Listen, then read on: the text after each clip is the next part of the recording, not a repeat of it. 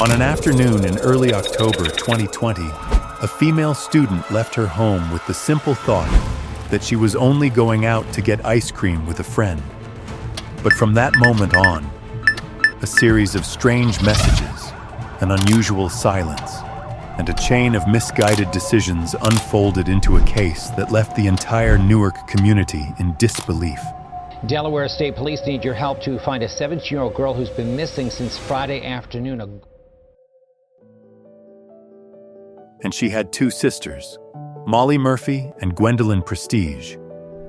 Gwendolyn was born in February 1999 in Durango, Colorado, from one of Richard's previous relationships.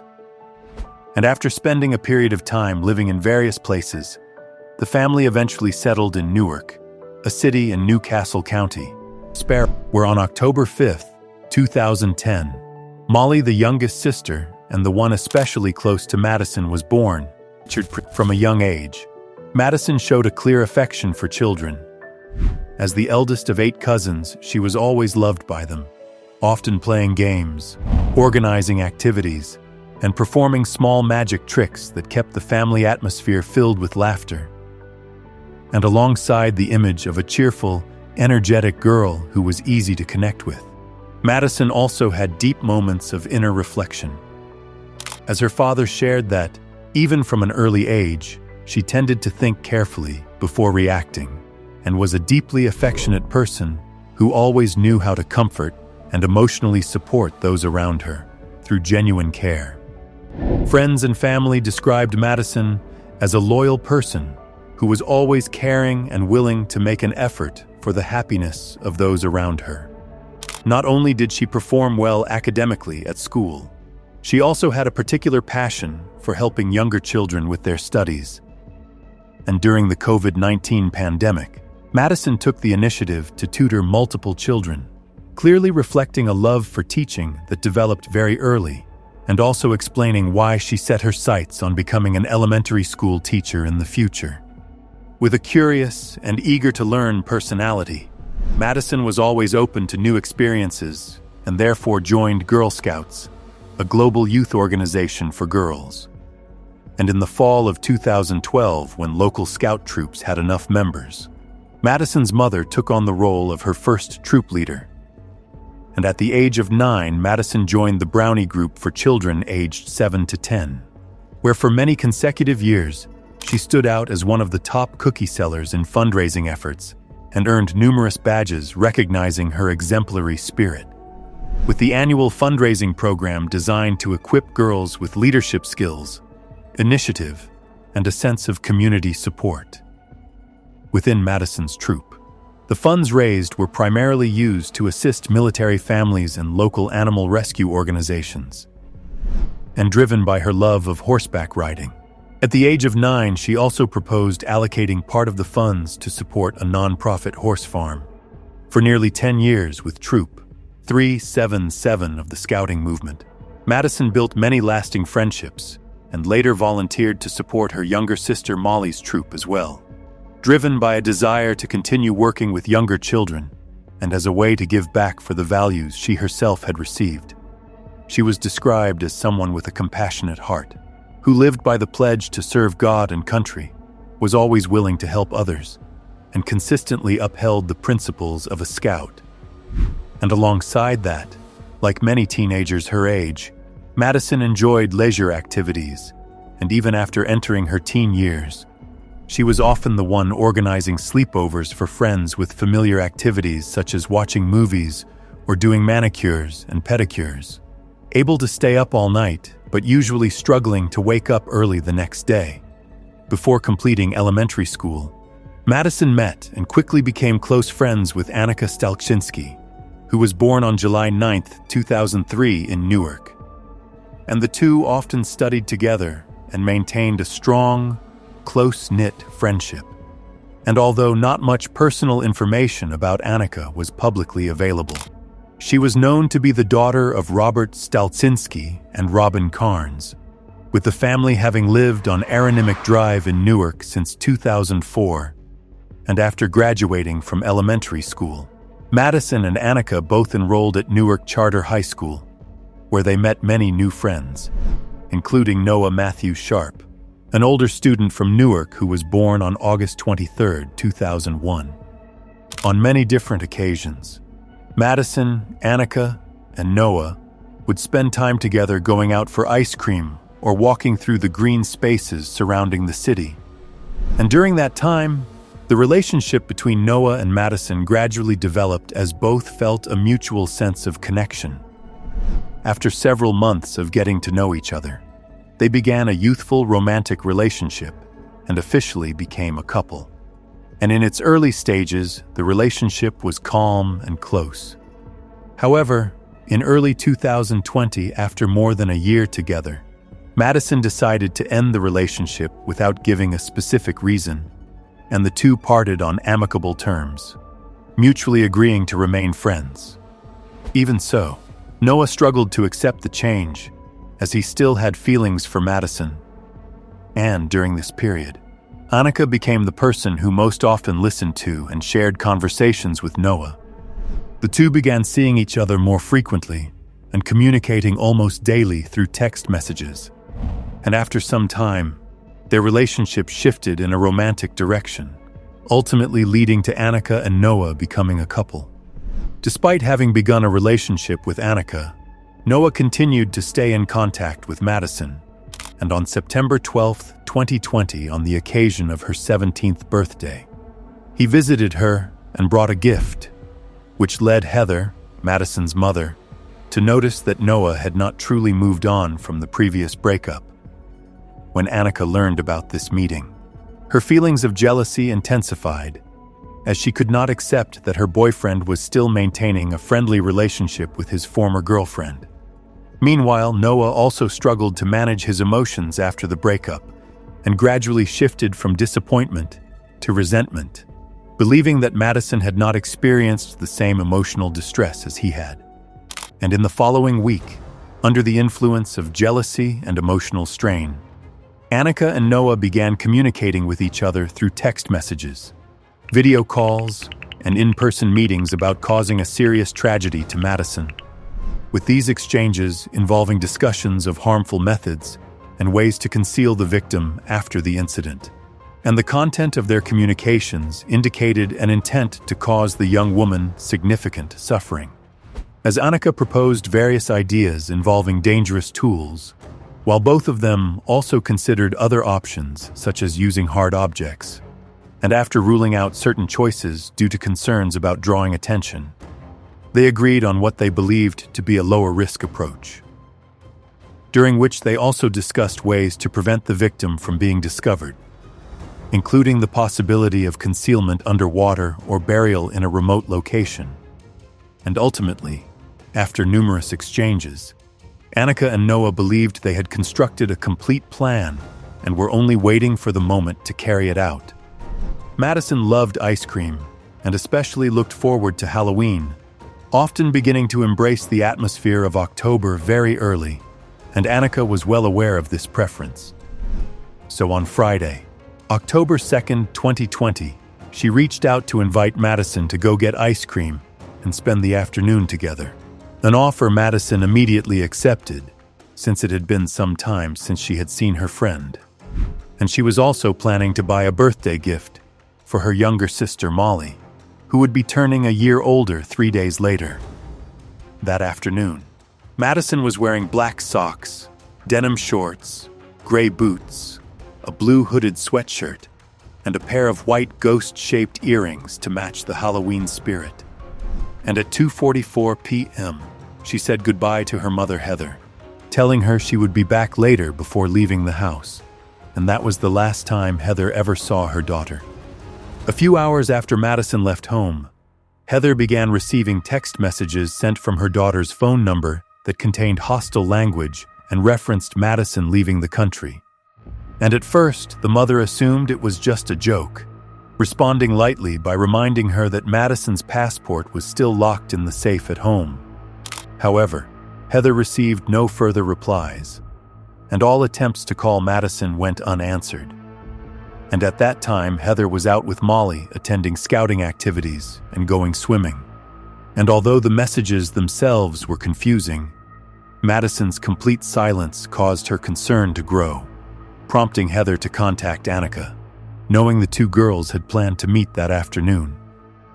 And when Annika answered the phone, she sounded emotional and said that a verbal disagreement had occurred between her and Madison, adding that she had left Madison at a shopping center in Hakkasan. After which Annika suggested that Heather contact Noah, but Heather explained that she had already called him multiple times without receiving any response. So she asked Annika to arrange a conference call so the three of them could talk together. Yet during that conversation, Noah was also unable to provide any information that clarified what had happened. As her anxiety continued to grow, Heather decided to return home, and on the way she kept receiving messages from Madison's friends, who said they had also received unusual content from Madison's phone number and did not understand what was happening. And upon arriving home and checking her daughter's room, Heather found no indication that Madison intended to leave, as the birthday money she had received was still there, along with her clothes, credit cards, and other personal belongings, making the earlier messages even more confusing because there was no reasonable explanation for Madison to leave without taking money or essential items.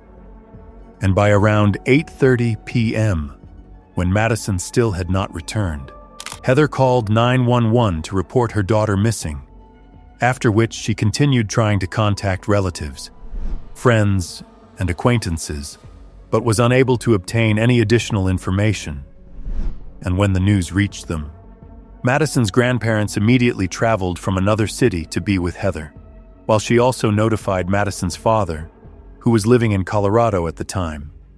And he quickly shared the information on social media in an effort to seek help from the community in locating his daughter. On the following morning, Saturday, October 3rd, 2020, Troop 2 of the Delaware State Police issued a gold alert for Madison, who was 17 years old at the time, thereby activating the statewide protocol for missing minors. And over the next 2 days, law enforcement worked alongside her family and dozens of friends to search agricultural fields and open areas near the University of Delaware, where Madison was determined to have last been seen, while local media outlets continuously broadcast appeals urging the public to provide any relevant information. Delaware State Police need your help to find a 17-year-old girl who's been missing since Friday afternoon. A gold alert has been issued for Madison Sparrow. She was last seen around 3:40 on Friday afternoon near Farm Lane in Newark. She was last seen wearing black tights, denim shorts, and a hoodie that says New Jersey on it. Anyone with information is asked to contact police. In parallel with the search efforts, investigators from the Delaware State Police conducted interviews with Madison's friends and acquaintances. And during this process, the leads gradually began to focus on her prior romantic relationship, with multiple witnesses stating that Madison had gone to a wooded area behind McClary Elementary School in Newark, where Noah was also seen on the same day. Madison did not return home. Investigators later detained and questioned Noah for nearly 9 consecutive hours, spanning from October 4th to October 5th, during which he provided multiple inconsistent statements and repeatedly insisted that he did not know what had happened to Madison. However, toward the end of the interrogation, Noah broke down emotionally and admitted to having caused a serious tragedy involving her, while also confirming that Annika had been involved in a supporting role. According to Noah's account to law enforcement, Annika, driven by jealousy and emotional strain, had developed negative feelings toward Madison, while he himself was heavily affected by the end of their romantic relationship. Noah stated that Annika led Madison to a wooded area behind McClary Elementary School in Newark, as the two walked along a natural trail, during which time he waited nearby behind bushes while carrying a hard metal object. He claimed that Madison appeared cheerful and completely unguarded while accompanying her friend, after which he suddenly emerged from his hiding place and struck her head twice, with the second impact delivered with significant force. And according to Noah, this was the moment when he lost control after a prolonged period of accumulated emotional pressure. After the incident occurred, the two suspects used Annika's vehicle to transport the victim to a parcel of land beneath a bridge near the intersection of Interstate 95 and Delaware Route 896, approximately a 15-minute drive from the original location and situated close to a warehouse, where they attempted to conceal the victim by placing her into the Christina River but were unsuccessful, after which they decided to bury her in a shallow area within the vicinity. Based on information provided by Noah, investigators searched the indicated location and recovered a silver and blue hard object, identified as the instrument involved in the incident, along with biological traces, and also discovered portions of the clothing Madison had been wearing when she left home, including several items that showed signs of heat exposure. Noah then led law enforcement to the wooded area near the I-95 and Delaware State Route interchange where the victim had been concealed. And on Monday, October 5th, 2020, Corporal Heather Piper officially announced that Madison had been found, a revelation that immediately sent shockwaves through her family, friends, and the entire local community.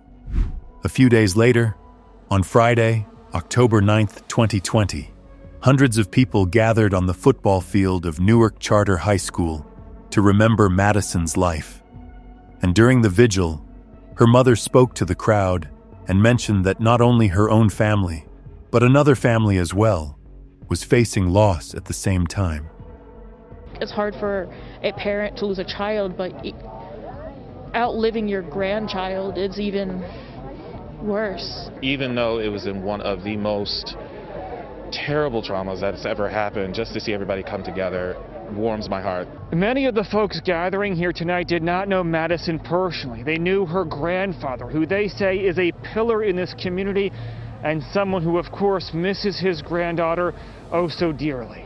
I will miss her energy and her smile, the brightness of her. But knowing she's no longer in pain and watching from above, Grandfather Tom Mason says brings him immense comfort. My granddaughter was a bright light.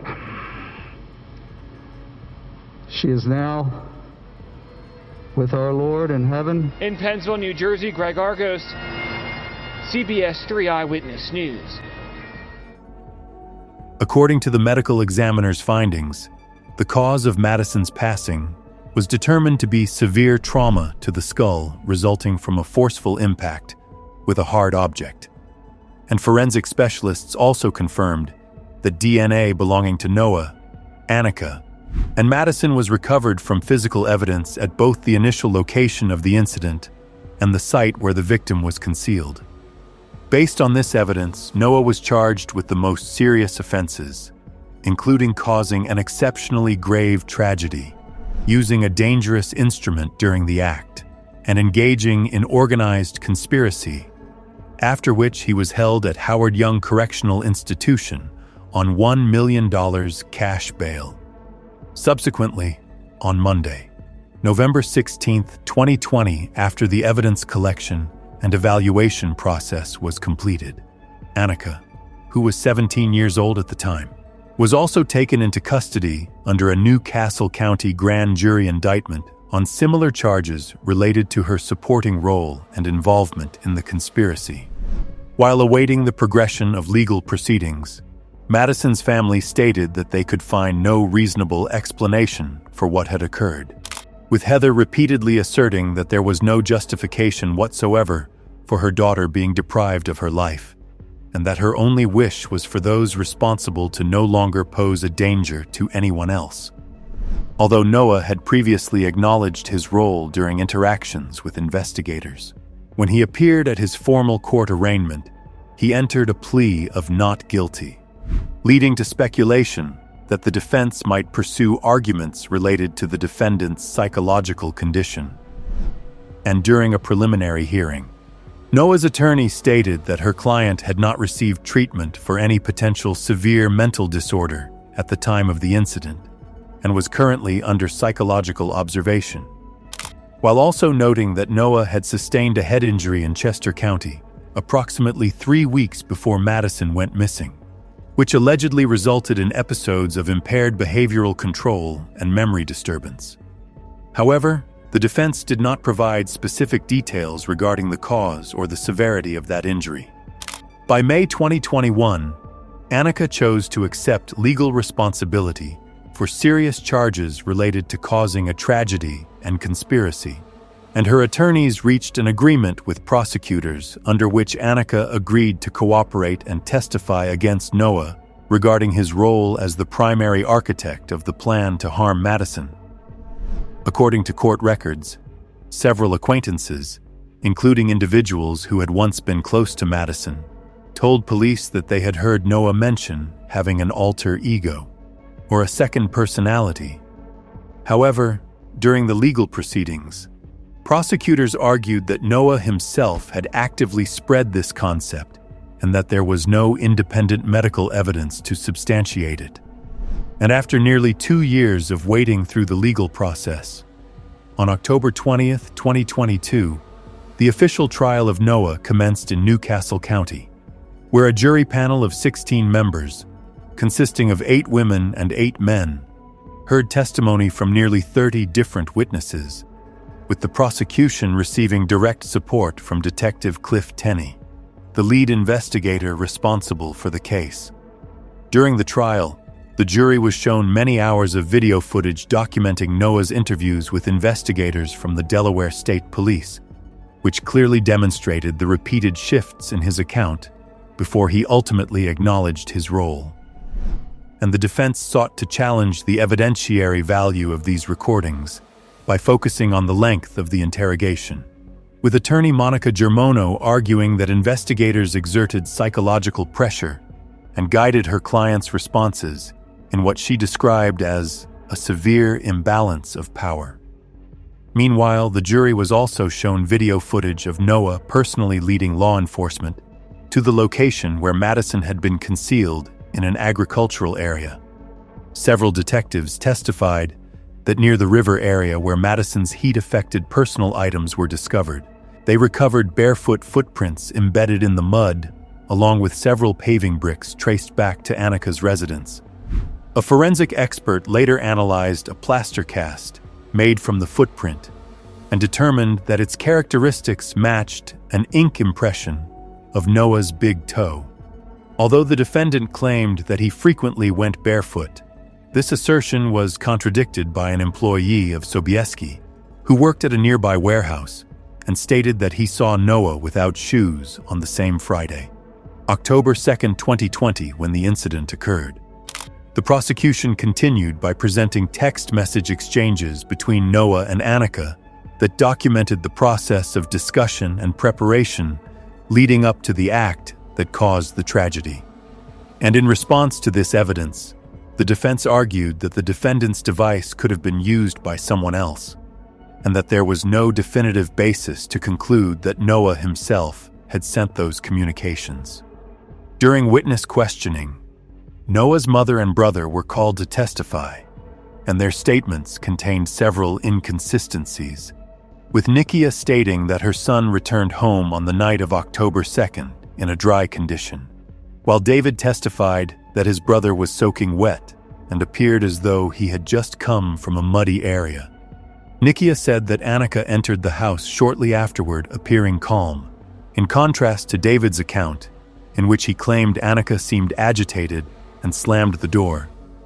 Faced with these discrepancies, the prosecutor questioned how such behavior should be assessed, and David remarked that someone who slams a door could hardly be considered calm. Additionally, when asked whether she had ever discussed the evidence against the defendant with her son, Nikia denied doing so. However, the prosecution then played an audio recording of a phone call between Noah and his mother made approximately 1 month before the trial, in which the two discussed surveillance footage obtained from McClary Elementary School, with Noah stating that the video did not clearly show a face, which appeared to reassure Nikia. Nevertheless, the footage still depicted an African-American man whose height and build were consistent with Noah, carrying a hard object while moving with Annika toward the wooded area behind the school. The defense continued questioning Noah's relatives about a head injury he sustained on September 13, 2020, as well as another unconfirmed incident believed to have resulted from a bicycle fall a few hours before Noah was questioned on October 4th.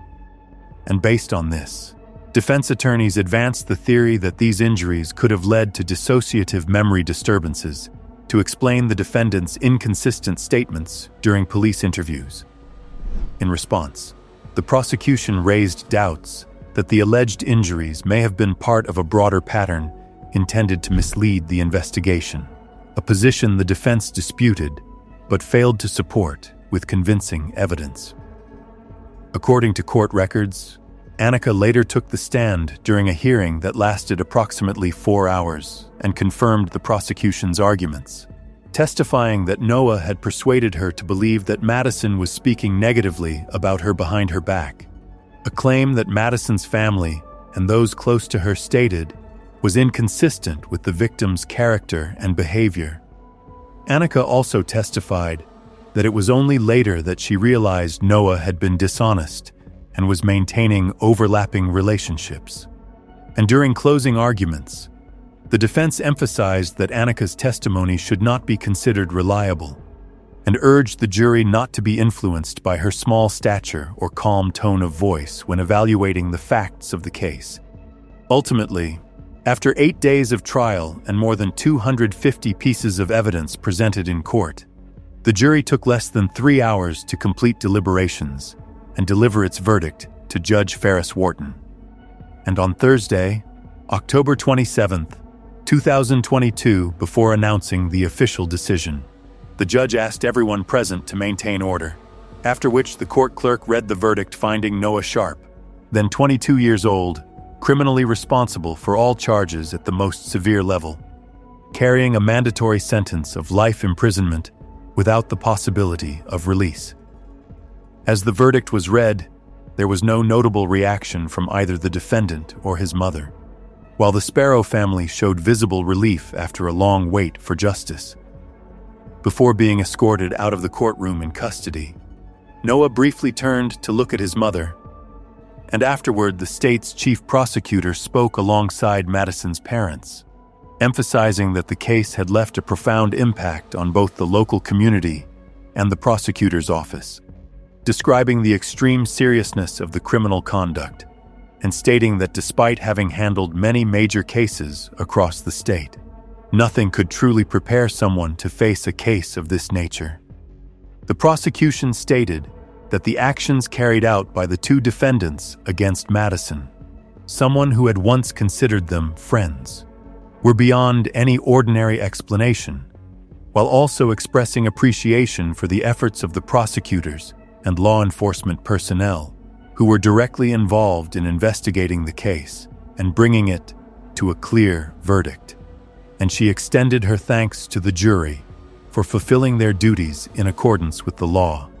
When speaking about Madison's family and loved ones, the state's representative said she understood that emotional closure is often even harder to achieve than legal justice, and emphasized that Madison was not only a victim, but also a daughter, a friend, and a valued individual whose loss was immeasurable.